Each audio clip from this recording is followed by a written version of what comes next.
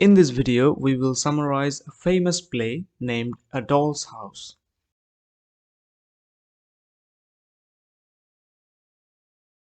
A Doll's House is a groundbreaking play written in 1879 by Henrik Ibsen.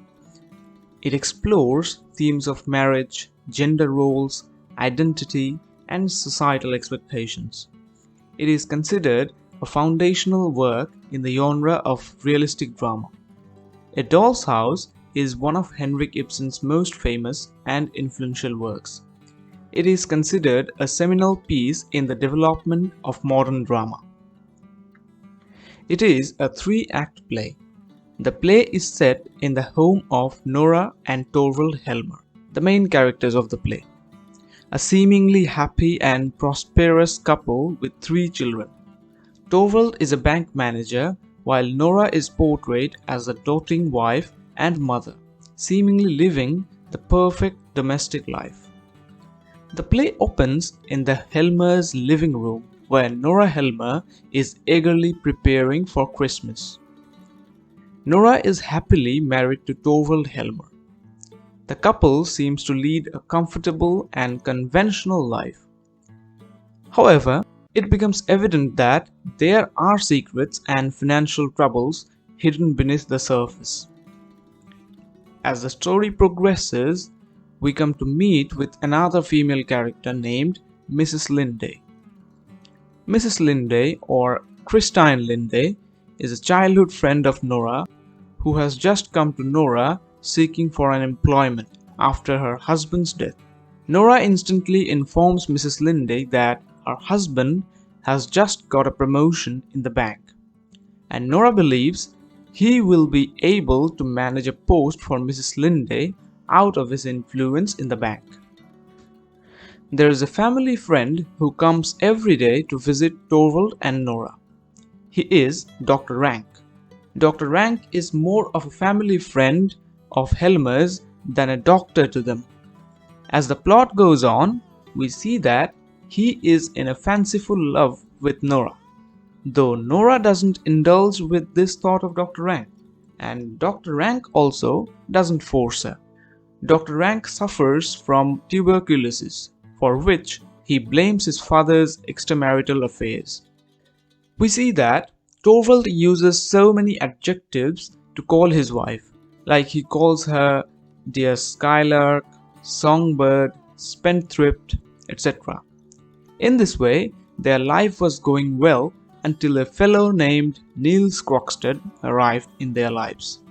As we said in the earlier part that there are some secrets and financial troubles hidden beneath the surface, now this fellow named Niels Krogstad is an employee of Krogstad's bank and he's a crook.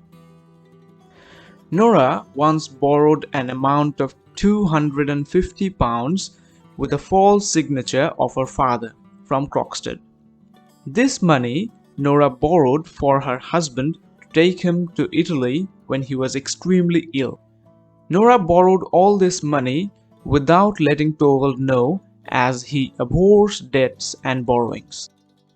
Now Krogstad has come to threaten Nora that he will inform Torvald about her forgery because Torvald is driving him out of the bank. On the other hand, Mrs. Linday will be appointed in substitution of Krogstad. Eventually, Krogstad is driven out of the bank, and Nora's secret becomes increasingly burdensome. She is torn between desire to protect her husband and maintain the appearance of the perfect wife and mother, and her realization that her life has been a facade based on societal expectations and the subjugation of her own desires. However, Mrs. Linday, after knowing all this, suggests Nora that she should tell her secrets to Torvald. As the tension between Nora and Krogstad escalates, Torvald finally discovers her secret. His reaction is not one of understanding or support, but rather anger and disappointment. He is more concerned about his reputation than Nora's welfare. He doesn't care that it was his welfare that Nora did it for. He simply alleges her for being a, within quotation, hypocrite. As the story unfolds, we see that Niels Krogstad was once the lover of Mrs. Linde before she married another man out of family crisis. At this moment, both Krogstad's wife and Mrs. Linde's husband is dead. So, this was a kind of reconciliation moment for them. Out of his love for Mrs. Linde, Krogstad decides to forgive Nora. But it was too late then.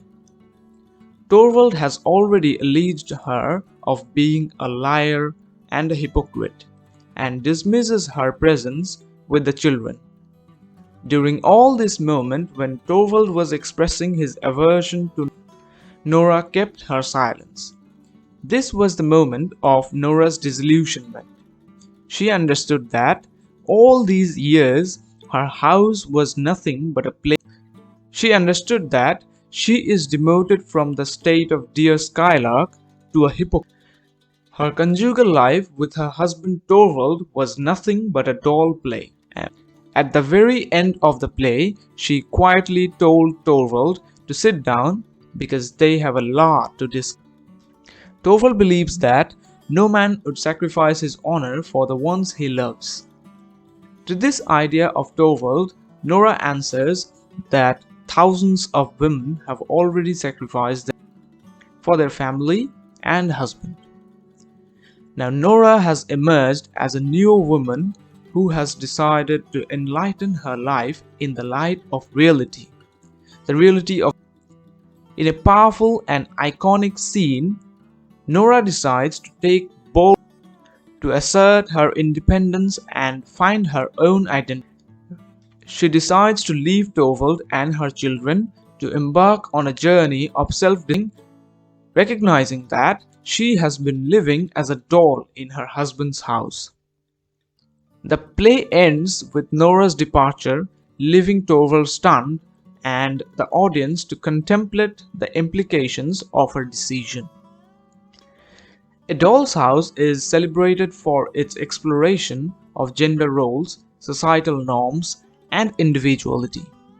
It is a groundbreaking work that challenged the conventions of and continues to be relevant today in discussions about feminism and personal autonomy. Henrik Ibsen's play remains a classic of world literature and a significant piece in the development of modern. Influenced by this play, A Doll's House, George Bernard Shaw later wrote another famous play, Candide.